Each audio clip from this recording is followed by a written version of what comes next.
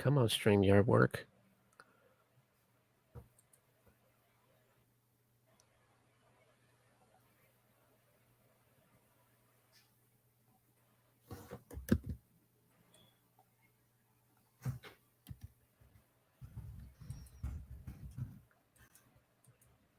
Yeah, had to be. There we go.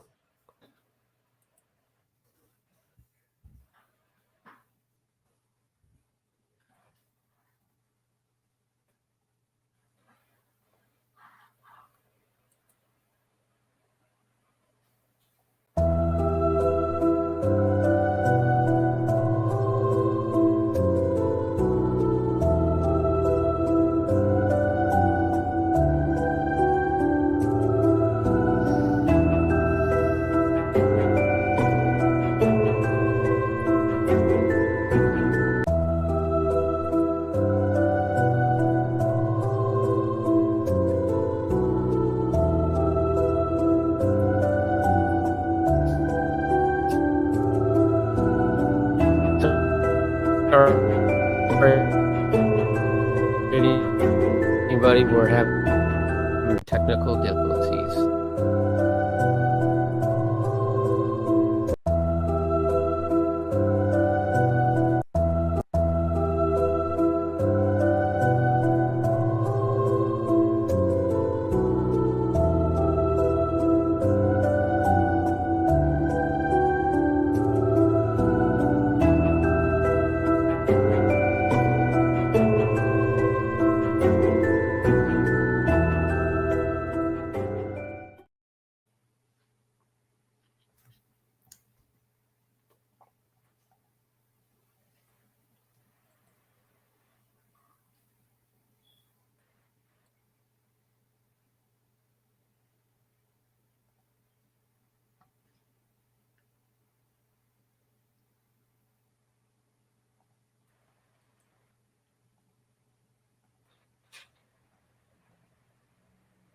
Yeah, sorry, people were having technical difficulties. I mean, StreamYard, and you can never deal with this sometimes.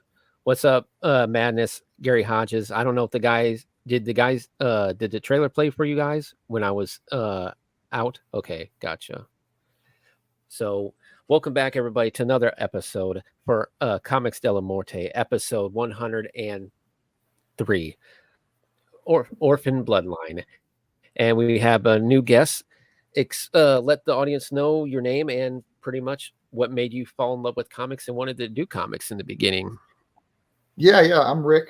I do Orphan Bloodline, the series that is so deep, so broad. I fall in love with comics not as a kid, more like around 30, 31 years old, because I said to myself, I want to know what it is that drives people to comics. It was getting big. It was, that was 13 years ago. So right at the beginning of the push of the Marvel movies, right before or right at Iron Man #1, which really changed it all for me.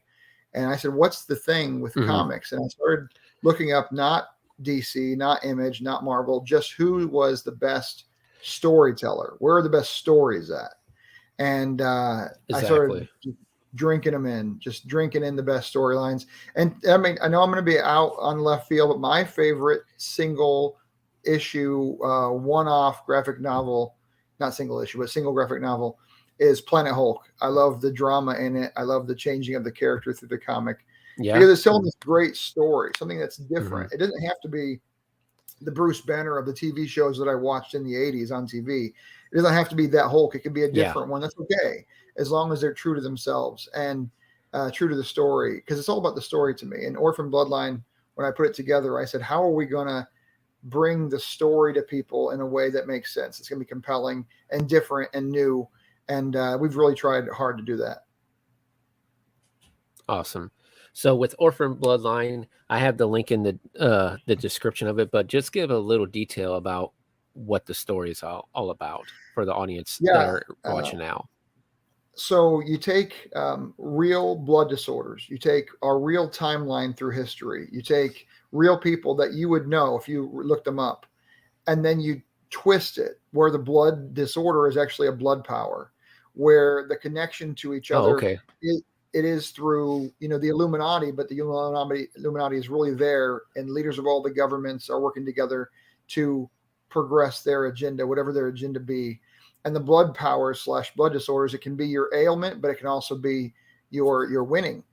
And then you have people thrown together, whether it be in the underworld with the drugs and the prostitution, whether it be in the business world or in the politics or in the religion world. And we bring all those people together through the connection of both government influence, the Illuminati, as well as your own personal physical changes. Sometimes if you get adopted into the bloodline, willingly or not, now you're changed and you're one of us or one of them, however you look at it. We also do a lot with... That's really awesome. I like the idea of always that. Go ahead. We also throw a lot of biomachinery in there. So if someone's blood disorder gives them power, how do we amplify that? And so everybody who has a blood disorder also has a blood disorder. They also have a biomachinery that's going to help them be adapted. Like one guy, the main character, he has too much iron in his diet. He can't get rid of it. His body can't get rid of it, which is a real disease called hemochromatosis. Well, he then siphons the blood from the metal from his blood and turns it into bullets in his palm, and he shoots blood bullets out of his body. As long as he has food he's eating, then he has too much iron, and he turns that iron into a win for him, which is ammo. Totally usable in D&D for sure. If you're a D&D fan, you want to bring in a guy who has bullets and portal him back in time to fight with your knights and your witches, totally can, because he gets the bullets from his blood. Yeah, that's a fun transition. We did that one time.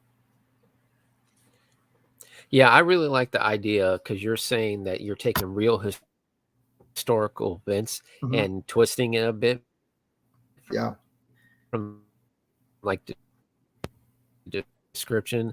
And I always think that's cool, because it really shows people that you're taking the time to really just sit down and learn your craft as a writer. It's like, okay, if I'm going to have it take place at during time point, even if you're not trying to do a certain historical event, if your comic takes place during the Westerns or the Victorian time, you have to really focus on, as an artist, what costumes they're doing, like as a writer, like what type of conversation they're having. Like, don't get it where they're speaking like proper English for people to not understand, but really think about how they're going to like present themselves and carry themselves during that timeline. You're not going to see someone do something that it's not unheard of during that event.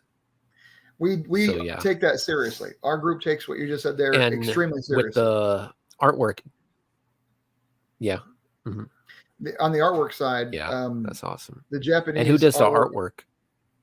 The ukiyo-e style of old imperial Japanese art.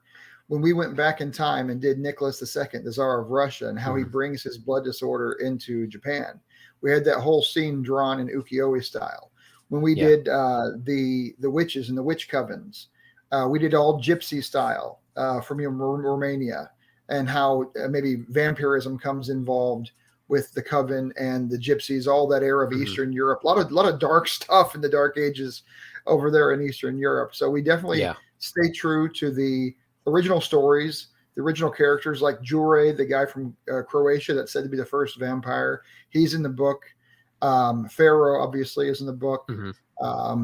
Different kings of England and barons are in the book. You might not know unless you looked them up. It's a lot like Assassin's Creed in that regard, or Fallout 4, where the characters you're reading about were real people.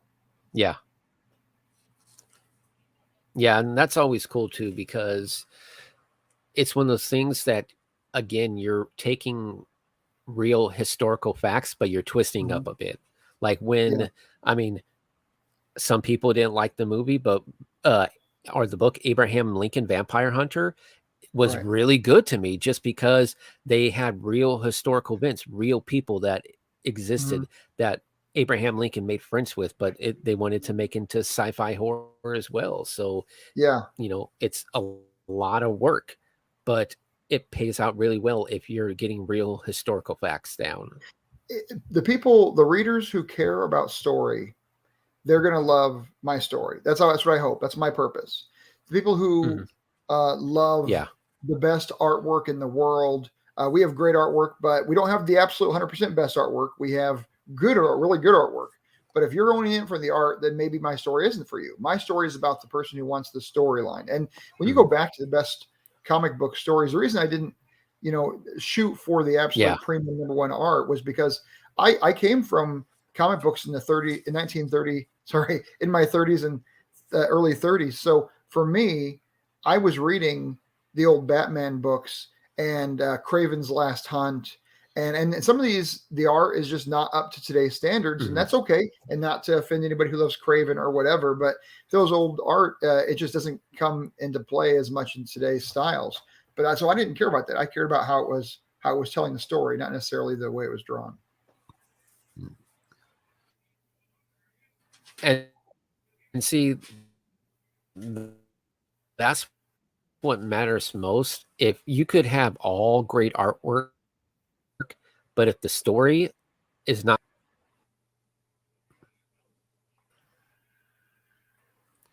so yeah.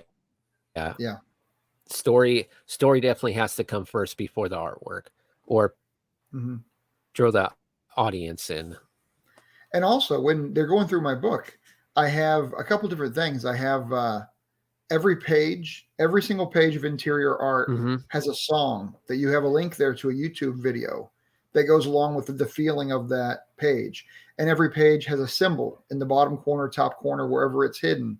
You find the symbol and you look up that ancient symbolic. Yeah, I really like that. I mean, you're getting more than just a story and art. You're getting almost you're sucked in to the feeling of the story. At least that's the hope, right? That's what us artists and us creators, that's what we want people to be, sucked into our stories. Yeah, for sure. And I really like the idea when you had all these QR codes. Sure, it took a lot of time to like sit there, read this part, then to scan that QR code, but that music that goes with each scene, it's like watching a movie at times. And like you said, it just sets the scene. Like, wow, I could see this. I could really now listen to the song and picture this scene in my head, that what I was just reading, like almost in a movie. So yeah, really nice work. And thank you, man. I'm starting to like how more and more watch the videos. Like indie artists are doing that. Oh yeah.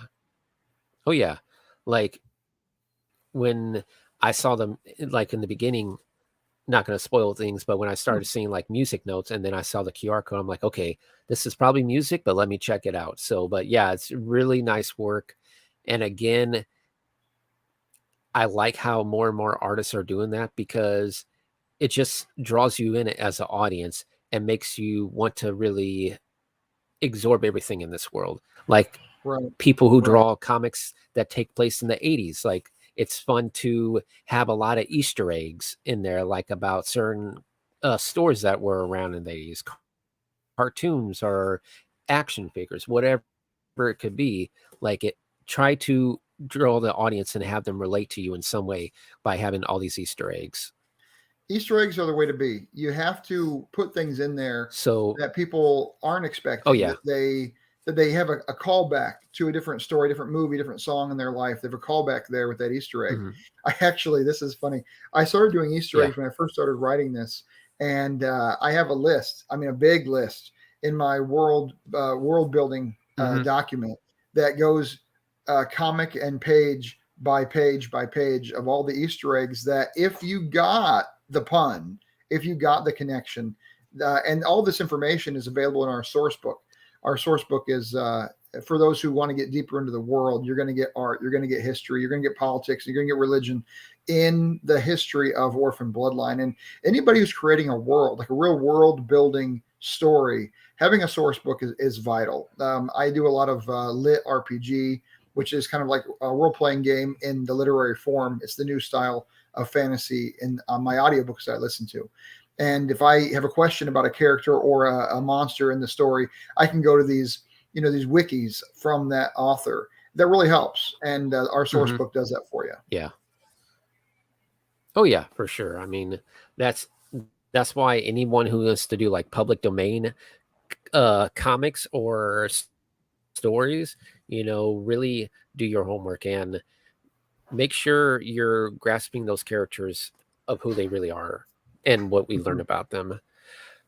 But with your art, like, have you got the same artists, or do you try to go out and find different artists for the styles You that you're know, trying to do with the comics that you were just yeah, talking I, about?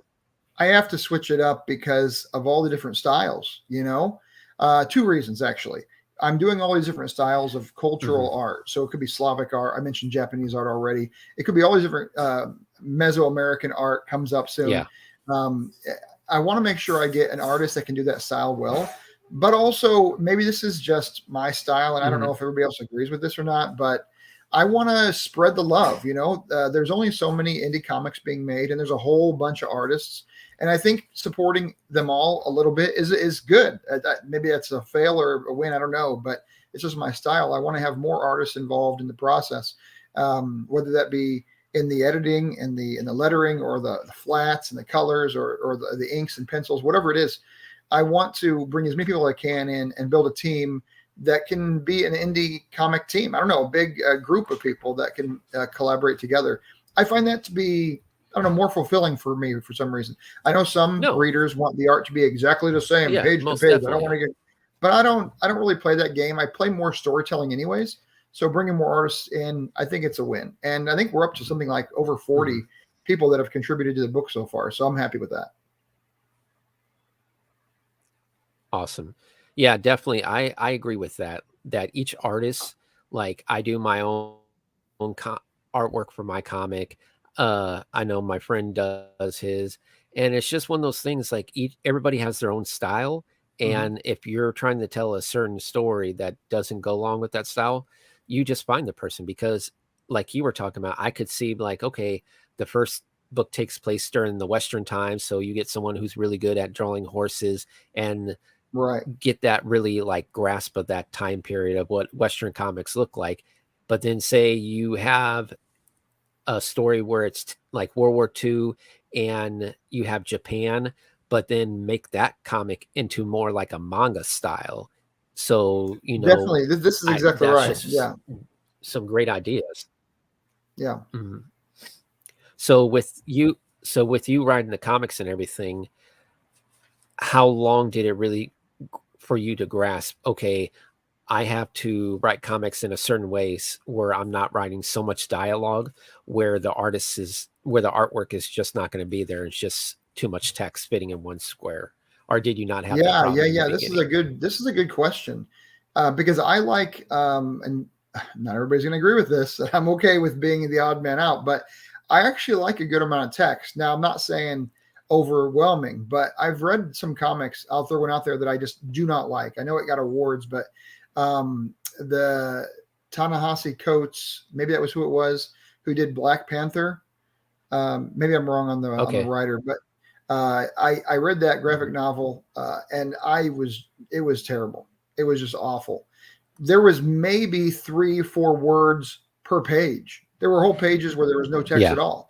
I couldn't Hmm. I couldn't do it. It wasn't telling me a story. It was showing me pictures, which is fine if you want to watch pictures.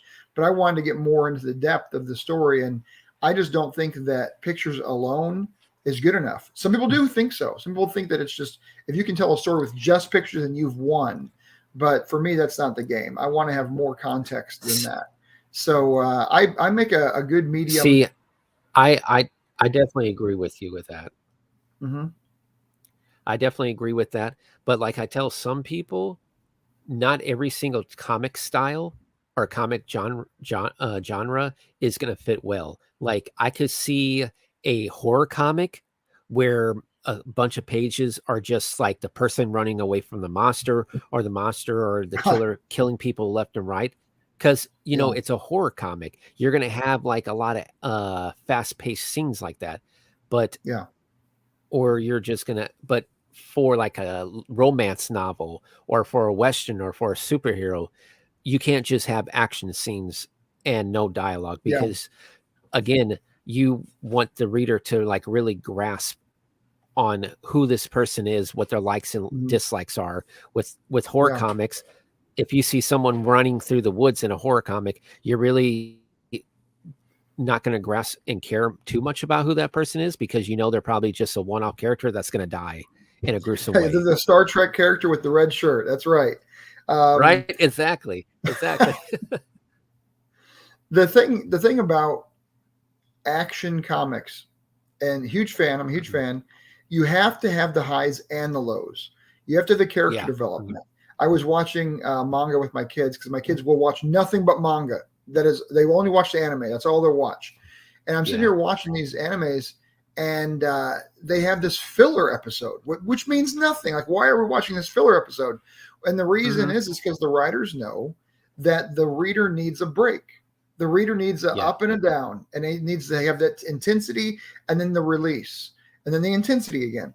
And when that release happens, you build the characters, your character development. You're building more of the plot and throwing in the Easter eggs that really give some good backstory and a hint that they can look up on their own.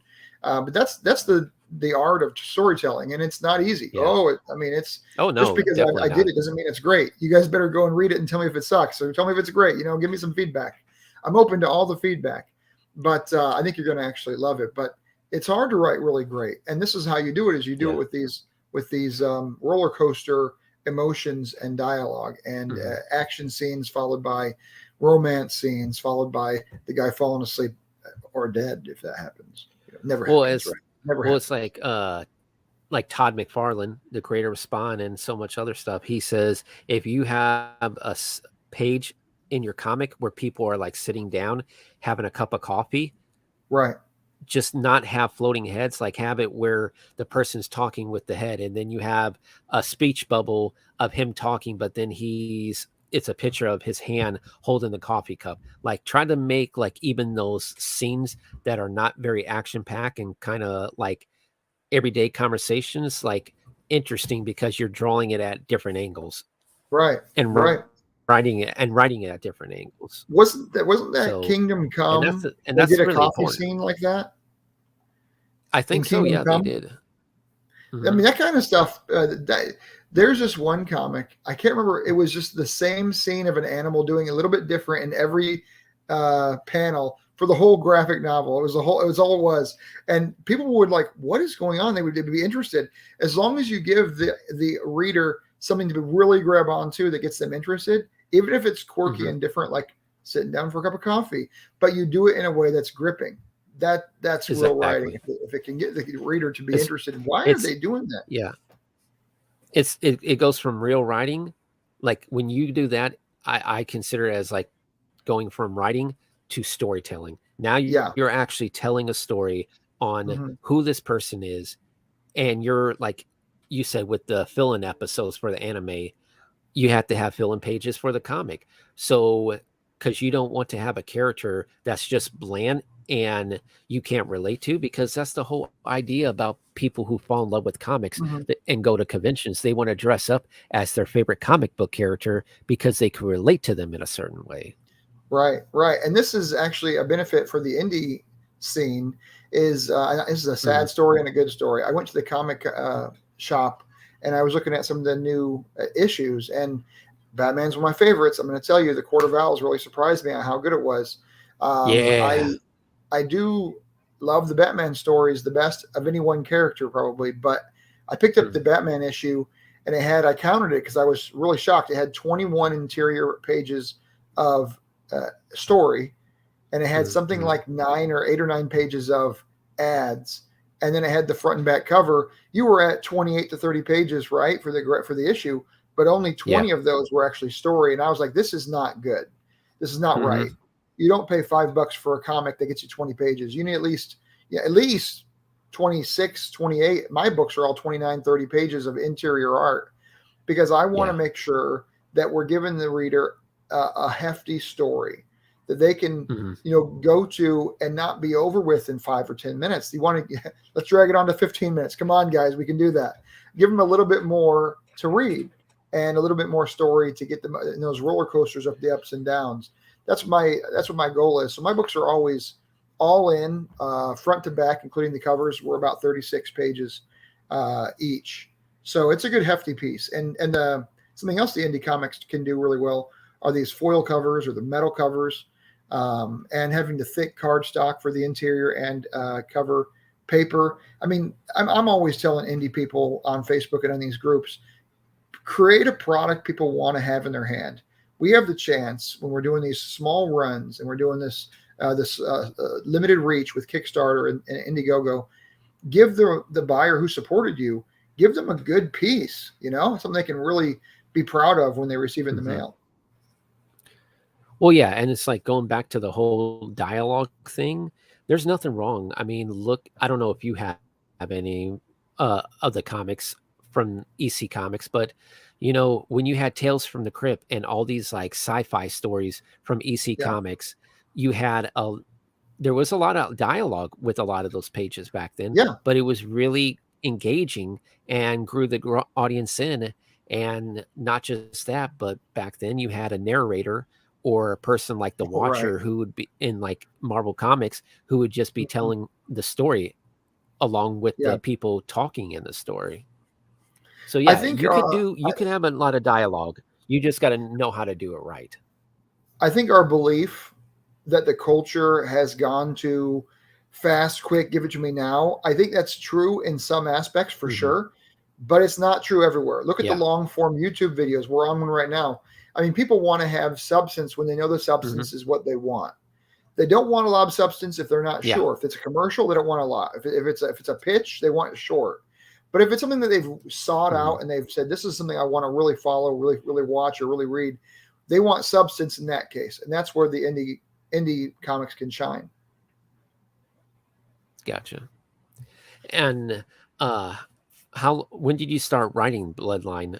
Like, was it like a couple years ago? And well, I've been working through it in my head for a long time. I think I really created the main character, maybe over 10 years ago. I've been heftily writing. Yeah, maybe I wrote something like 10 hours a day for something like 8 months. Maybe it was 7 or 8 months at 10 hours a day. I had a lull. I was between jobs. I was my business I had sold, and I was looking for purpose. And I found myself that purpose in storytelling. I'd written a textbook for college in the past, and I've done other kinds of professional work, but this is the first time that I really went into the fantasy world, and it just really satisfied me. I've been playing D&D a lot in the past, every month for years, every other month, every month, and I was often the dungeon master. I got so tired of doing that, but I ignited my energy in telling it and writing comics. Awesome. So besides writing, do you try to do any of the artwork, not like the pencils or everything? But I know some artists are like, I'm not good at pencils or ink, but I'm good at colors. Because sometimes people, that's what I love about comics. You don't have to be a great artist, but if you're a great writer, if you're a great out of color. So I do that's the layouts. What comics are for. I do the layouts like I do all of my titles on my comics. I do my logo, my icons. I do the introduction pages. I do the letter from author's notes and letters from the writer. I do the layouts and the hidden symbols and all that. But I'm using Canva. I'm using Photoshop. I don't get into the drawing. I wish I had that skill. You have to know what you don't have, and I don't have that skill right now. Well, I definitely like how the title for Orphan lasts, especially with the first issue, I think it was, or one of the issues where you had it was almost like hieroglyphics and stuff. Yes. With like Egyptian writing. I'm like, oh, I really like that. Yeah. So Orphan Bloodline, really cool. Every letter is a symbol. Again, it's one of those things that was used in the past. To creator too. I'm sorry, what? Yeah, I said that's awesome. Okay. I mean, it's one of those things as a front cover. if you don't sell a person, because that's the problem. If your front cover isn't that great, no one's going to pick that up either. Right. Yeah. You have to bring them in with the art. That's true. On Because a lot of the times that's how people are with books. If the yeah. image cover not like appealing. hmm So with the logo, every single letter is a symbol from Go ahead. history. Every I'm done. single Yeah. part of the Mhm. of the icon of the whole logo comes from different parts of the world in their lore. And if you find out the name of these symbols, especially the ones in the comics, and you put them in line, then you have the first letter from each of those symbols, the first letter from the title of the symbols, and that gets you a web address Mhm. where you can go to get some more free downloads of different artwork and parts of the story. So there's even more secrets out there.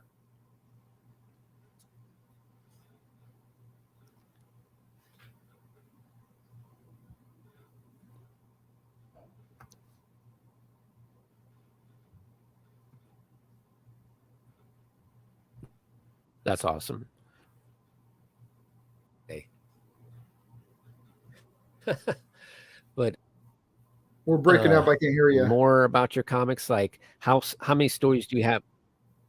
Oh, yeah. So Oh, stories. sorry. How I've many written stories have about you got planned out for yeah, the whole I've written series? about 17 or 18 where now there's different types of writing. For those people who are writing their comics or who are watching, you can just put bullet points on there and give it to an artist. And if the artist's great, maybe they can make it work. That's just not how I do it. I sit there and I panel out every panel. This is the action that's happening. These are the words. These are who's in it. This is the time of day. For every panel, I'm very Mhm. thorough. And I've been that thorough for all pages, for all books, all the way up to number I think like 14 or 15 now, and then I've outlined the following 5 as well. So I mean the story is written up to near comic 20 or so, the end of the third graphic novel basically, and I'm very pleased with how the story is laying out. Like it's really fallen into place. In the original, when I had the story in my head and I was kind of like just throwing it up on the paper, I had to move some of the issues around because I was getting it out of my head into written form, but looking back on it many times, which is what I've done, it looks great. It lines up really well. I'm very pleased with it. Mhm. That's good. So we're through the half-hour mark. Like exactly where books at? Exactly what? Can ever can I'm sorry, say it again. where can people buy your comics at? Oh, yeah. Yeah. So I'm doing a Kickstarter here in maybe a month or two. Watch for that by my social, just Orphan Bloodline on Facebook and Twitter at orphanbloodline.com.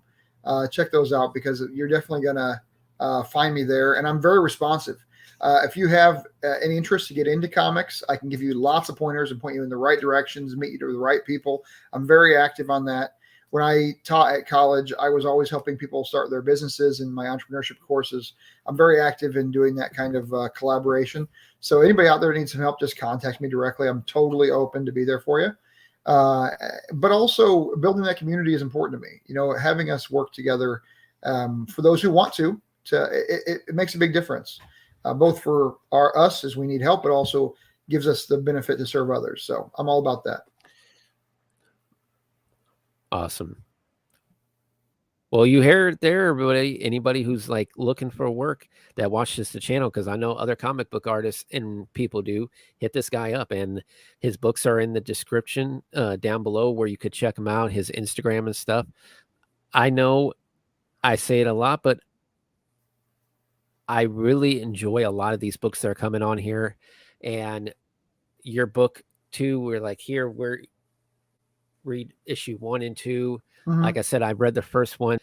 I'm definitely gonna give it a Thanks, high man. rating when I go to the website to review it. And yeah, it's just overall some like it's not like the big two Marvel Marvel and DC aren't coming out with good stories, but it's a shame that a lot of indies that are out there, they're not getting as much of the spotlight because Hmm. I believe today, Yeah. now and age, that more the indie comics are a lot better than what the big two are coming out with. Well, what you're saying is exactly spot on with where I'm at. I'm helping a fellow creator, Timothy Fling.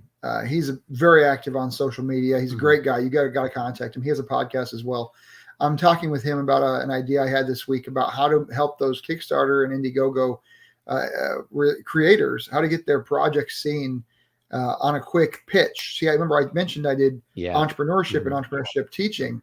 And one thing that we would do is we would pitch business ideas. Well, this is now going to be pitching story ideas. We're just totally in the beginning ideation of this process. But if we can get some Kickstarter creators to come and give like a 10 or 30-second pitch of their idea, maybe we can get viewers to hear a dozen of them in quick succession, Mhm. and then they can pick two or Yeah. three to support. You have to get these creators some publicity, and it's not always easy to have people to watch 30 minutes, 3 hour minutes of these podcasts. It's not hard. It's not easy to get viewers, but if you can get them to watch 1 or 2 minute clip on TikTok, I mean, that could get people some publicity. So we're trying to move that direction with the social media platforms that are available for those quick, instant gratification type introductions. Yeah. Most definitely, because now you have uh it's all right, buddy. I appreciate it. My co-host, he's just saying he couldn't make it. No And worries. again, everybody who's watching, sorry for the lag. It was I wasn't planning to lag this bad in the beginning, and last week it went fine. But that's the problem with technology. You never know when it's going to mess up and when it's not. Right. No worries. But we're past the half-hour mark, so pretty much let's start asking some horror questions because Sure. just even though your elements of your comic had like superhero elements, your comic has some sci-fi elements and horror elements too, because when you get into the whole Illuminati and then people Yeah. being sick and then finding out all these like secret societies, it has like even the Court of Owls in the Batman comic, it has Hmm. horror elements there to think that people are Absolutely. watching you and pulling the strings on Yeah. everything you do. Absolutely. The horror element, So to me, I don't use the word horror as much as I use the word thriller and suspense. I yeah, like that okay. kind of Mhm. storytelling. Now, horror, people think you say horror, it kind of grabs you to the Halloween feel or the slasher movie, and that's totally cool. And I'm into those, but I really like the thriller where it brings you on the ride of the emotion of the fear and then the release again. I really like that. So this is going to be out there in left field, but I actually went to get my comics printed in China. It's okay. Mhm. China has good prices, whatever. And in my book, I have some parts where the Germans aren't the best people or the Americans aren't the best people. And yes, the Chinese aren't the best people. And the Chinese publisher refused to publish my book because they said there was a law in China Wow. that they couldn't publish comics that disparaged their country. And if they did, they'd lose their Wow. license to publish Well, any it papers, any doesn't books. surprise me. It It doesn't doesn't surprise surprise me me because they either. do it It's totally believable. Yeah, because I had the when you connection to find out. Wuhan in there with Mhm. my biomachinery and the medical issues and the FDA, and then the people had to go to China to get serviced because they couldn't get the service in America, but it was in Wuhan because that's where the Yeah. government funding went. I know, surprise, no one knows about that. It's all secret. Don't say it. Blah blah blah. But I did that in the book, and then the Chinese wouldn't print it, and I was like, this is unbelievable. I mean, that's as horror as anything else. You can't even get your book published. That's just, so it was funny, but we got past that. Yeah, because what people don't know, besides the comics, you find out that there's a lot of movies that came out like in the 80s, but now people are finally able to see during this time because when those movies came out, they weren't allowed to be Right. aired in those Yeah. countries. So you have Yeah. like this movie that's like 30 years old that's brand new to someone because they weren't allowed to see it during that Yeah. time. And that's actually how the rating system went too. There were some horror movies, and these are the real horror ones that were NC-17. They got no publicity because no one watched NC-17 in the 80s, Yeah, really. And so there was almost exactly. like being blackballed. And now we watch Netflix, it says NR or TVMA, done, And so you can get more Exactly. publicity with your horror flicks now than ever before, which is, I think it's the right move. Yeah. So when it comes to horror and like you said, thriller or suspense, there's nothing wrong with that because you have a lot of horror movies now that mess with you more psychologically Yeah. instead of like the whole like blood and gore, like Yeah. Midsummer, really like that movie. And Yeah. so overall, what would you say is your favorite horror movie of all time and why? I have a couple that are for different reasons. I'm going to tell you what they are, and people might not agree with me, which is completely good. We all need to be coming from different angles on this piece. The first movie that really got under my skin was The Ring. Okay, It, yeah. it has that Japanese horror element to it, and it had a Hmm. lot of symbolism in Yeah. there. When it was just the symbols really stuck in my brain, how they depicted them with that jittery screen. It was so well done for its time. I really respect The Ring for its horror elements. On the TV side, Hmm. little watched, but I really liked it was Miracles. At the very Okay. end of the first season, and this is back when there was a writer's strike some 20 years ago, and Miracles came out for one season. And at the end, it says it's a priest, and then there's a demon, and the priest says, God is now here. And then the demon says, God's nowhere. And it's Hmm. spelled the same. Now, here, and nowhere, it's spelled the same. And depending on how you saw the words, would depend on which side you believed was leading the battle. Was it with God's side or the demon side? Really interesting, the twist of the words. I liked that a lot with Miracles. It's a TV series. I mean, it's not 1,000,000% great, but I liked that element of it. And then the movie that's oldie now, so not more modern, but an older one, is the original Changeling. Now, when this came out with George Okay. C. Yeah. Scott, and George C. Scott is one of the best actors of all time, you could ever Hmm. convince me otherwise. Uh, I loved that movie for the confusion, the twist that it had, and Yeah. it wasn't super scary. It was just different, and Hmm. the twist got me. So I liked the Changeling a lot. Yeah, and I always say it on here, but the one of the great things I love about horror m- movies or Yeah, comics is that you have horror, but then you have subgenres. You could have right. a slasher like Nightmare on Elm Street.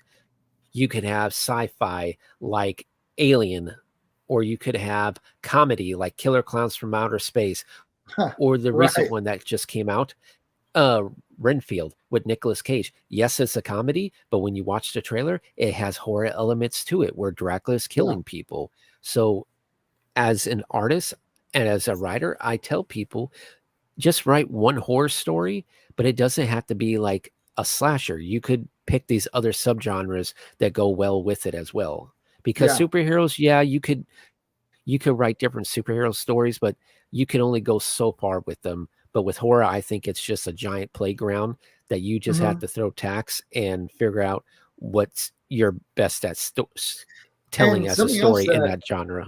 something else horror gives us Hmm. these days. It used to be there was good and there was bad. But these days, Yeah, how you portray the horror, how you portray the characters, the good guy may end up being the horror villain.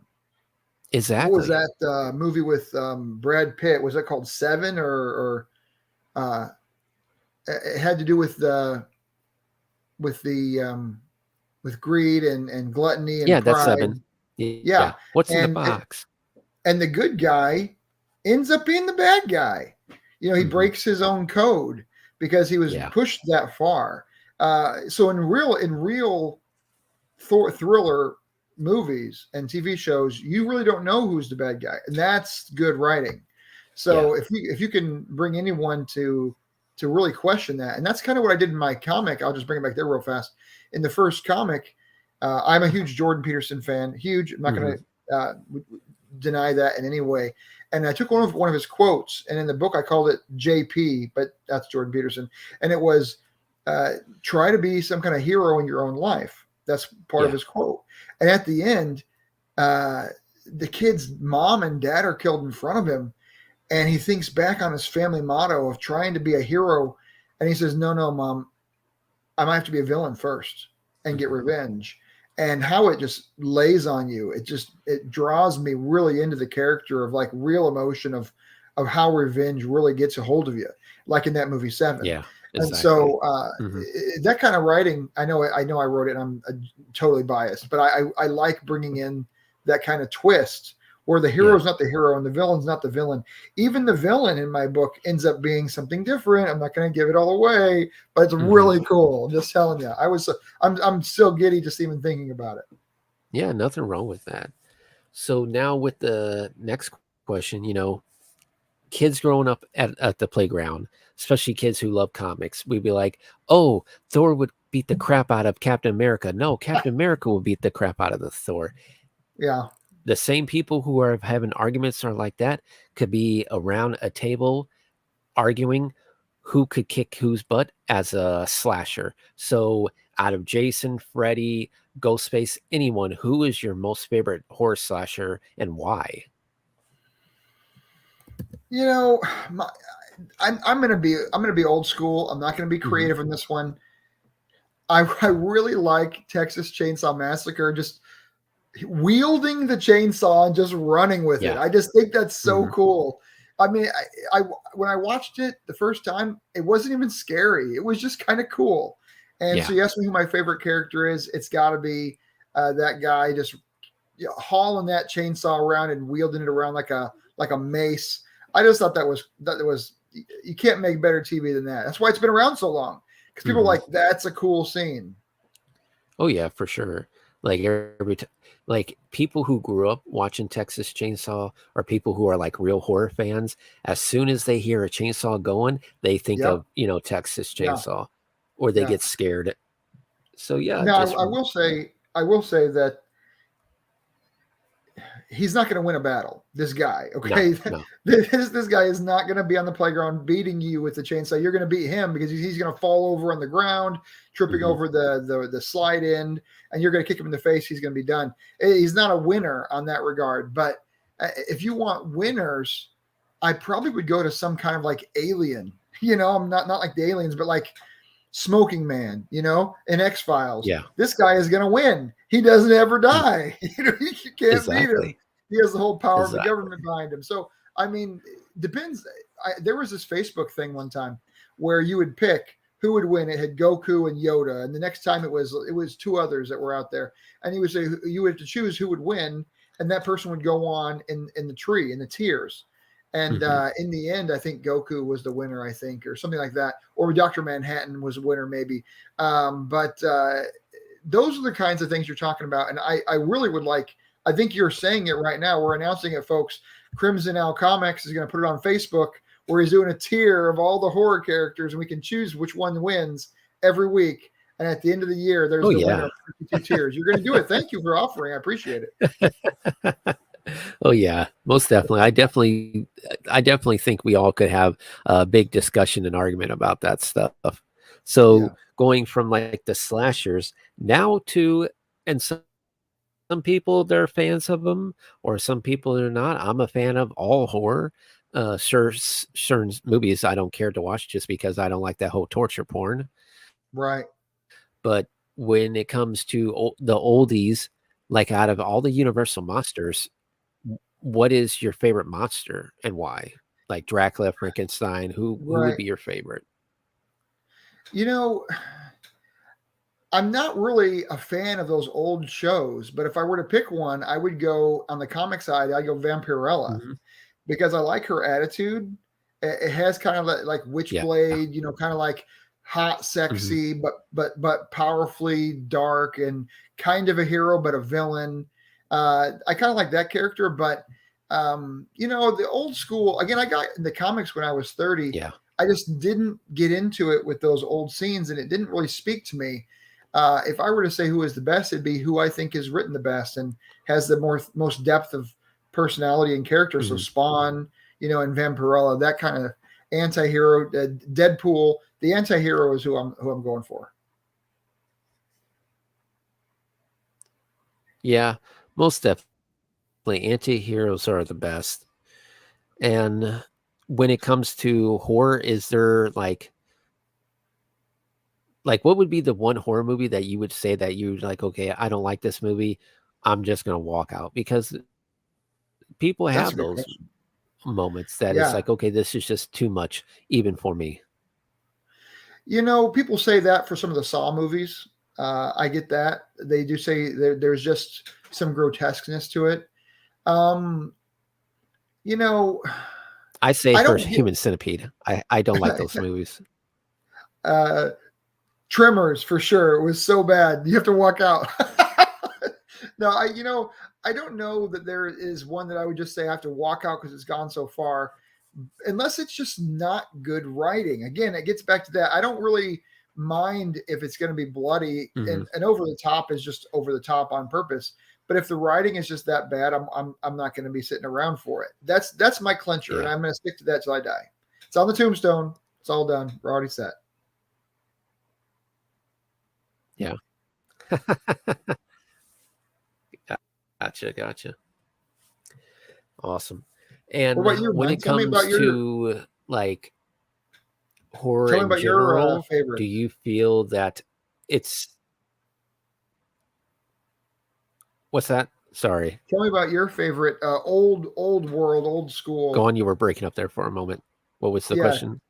tell me about Oh, your old old. school, when it comes to the old school Universal monsters like Dracula, Werewolf Man, Frankenstein, I always Mhm. say here on the show Frankenstein because it's more of a tragedy than a horror villain because Yeah. he's like, okay, I'm made up of all these different parts. If I'm able to play the piano, is it me that knows how to play the piano or the person's whose arms I have or hands I have? You know, Whoa, that's when deep. the monster is more of a victim, yeah, where the monster is more of a victim and the people Mhm. who are hunting the monster are the real monsters, where humanity is the monster, not the monster themselves. Yeah, I really love that. That reminds me of one of my favorite books, Monster Hunters International, by Larry Correia. Amazing series. I have to tell you, it's Mhm. great series, especially for those who love horror. Monster Hunters International, you have to read it or listen to the audiobook. It's great, absolutely premium. But Yeah. Frankenstein is in that book. I'm not going to tell you which character he is, but he's in the book, and it's a great character. I really appreciate you saying that. Good points. Well, definitely, I'll let you know where you can read this book. I mean, me and my co-host did a review on it. Bertie Wrightson's Frankenstein Alive Alive. It Okay. basically goes into detail about like what I was saying, but even with the Anne Rice book, or not Mary Shelley Mhm. Frankenstein, you really realize the monster is really Dr. Frankenstein because he's bringing someone Yeah. back to life that shouldn't be alive just for his own glory. You know, I heard this is really important. I'm going to say this. This is okay. I'm saying it's very important to everybody. But I heard this recently, and it struck me so hard. It said the reason that Frankenstein is Mhm. such a horror is that it's the removal of the feminine. In Frankenstein, there is no woman. Everybody is Yeah. man. Mhm. Man has become the woman. Man has become the god. Man has become the scientist. Even men are outside the door trying to burn everybody down. Everything is, it's all 100% masculine directed. And the entire feminine, the entire god, the entire others that are out there with us have been removed entirely. And it's only man. And that is really the big Yeah. travesty of Frankenstein. That Dr. Frankenstein doesn't need a woman, he can create all on his own. Frankenstein himself, he doesn't need a wife, he can do it all by Mhm. himself. The people outside the pitchforks, all they need to do is burn all day long, burn everything down. There's no reason to have the family. I mean, the whole picture, if you look at it that way, takes man and puts him alone with other men, Lord of the Flies style, and that's just not gonna prevail. That's a big part of the subtlety Yeah. of the book. I mean, you could easily put half those characters women, but they didn't, and for a reason. They were removing that and having it be led by the masculine, which is, I mean, I like, I mean, I'm huge into masculine men, kind of, if you look what I'm talking about, but not without your woman. You have to have a good woman with you. Shout out to my wife; she's amazing. Exactly. And when you're getting into Frankenstein, you're really, the horror there is the removal of the other half of who we are. Is that, yeah, I really like that. That's facts right there, you know. But yeah, we're at the 55 mark. Trying to think of any other horror questions to ask you, but it's been great to have you on. Hopefully you, if you have time in the future, come on again, and instead of promoting your book, if you want to just hit me up and like, hey, you guys doing a topic, let me join and on that topic, because when me and my co-hosts don't have like a new guest to come on, sometimes we just like to talk about like regular horror topics. Like we'll talk, in the past, we talked to episode nothing but about different vampires in culture, different werewolves in culture. So yeah, and we haven't done a discussion about like The Ring, and we could definitely talk a whole hour about like that series. Well, I mean, you could go into the Japanese horror, how it differs, how American horror has adopted so many of the elements. Because Japanese horror is dark, it's scary, it's weird. I mean, those people, you get hands off to them. They are creative, even though they still have a lot of karaoke Elvis going on. That's okay. It's okay. I really love. I don't know if you ever read the book, but me and my co-host, I was going to say, if you never read the book, look up a Uzumaki. A Uzumaki is a great horror comic, and the creator, he is like famous for being a horror manga creator, and it's just so dark and so twisted, like where he makes not just the story appealing, but like Japanese like body horror is just so different. Like when you think of Ghost in America, you know, you just think of a floating person that's like, you know, transparent. But then you have Japanese Casper. horror, It's all Casper. where you can have Japanese, where Japanese horror, you could literally have like a woman and her neck is like a snake attached to like nothing but a bunch of bodily organs and missing everything else. Like they get really detailed, and they come up with some crazy designs for their ghost stories. It reminds me more of the old world, like Medusa, Grecian horror, than anything that we have here in America. Exactly. There's that animalistic, dark, like subconscious that the Japanese have really pulled out so well. And it reminds me of old school Grecian horror, which to me was the foundation for most literary that we use today. I mean, you got to have the hands off to the Greeks. They knew what they were doing thousands of years ago. Yeah, exactly. And not just that, but like all of the old school writers like Cthulhu and all those other like fictional horror characters, like really are deep into people's subconscious. And like you were saying, like just all the crazy stuff and the mythology behind all these creatures, like really when you really take the time to read about them, you're just get fascinated, because we just focus on what werewolves represented during pop culture, not really focus on how werewolves are pictured in different cultures. So that's why I love it when people are like writing comic books about like a werewolf or a vampire, but they're adding interesting facts that would be relatable to like werewolves in Japan or werewolves in Ireland. Because they're different. So, very exactly. True. But we're at almost at the 1 hour mark. I appreciate you coming on, Rick, and thank you for hitting me up. And thank you, Clarissa, for shouting his name out and telling him, "Hey, you got to come on the come on the show." So awesome. Well, thank you, Gary Fallbreaker. Pops, everyone for joining in, and I hope you guys enjoy the audio. Sorry again for the whole lag. Things like this happen, but overall, it was a great show, and got a new guest and really got to know you guys. And again, you're more than welcome to come on anytime. Yeah. Well, we should do some great topics together. I think what you do here with having some influence on comics and influence on horror and other pop culture topics, that's the way to be. And hopefully we can be entertaining for the crowds and we can chat. That'd be fun. Invite me back. I'm happy to be here. Yeah. Like I said, I watched The Ring, and we could definitely just not talk about the whole series, but just talking about how good the first one was and how terrifying it was, to like the whole 7 days phone call and everything. Yeah, it'd be really cool to talk about. I just want to throw this last thing in. Sometimes the best horror and suspense shows, whether movies or shows, don't even tell you the real impetus behind the villain. They just leave it as a question mark. Yeah.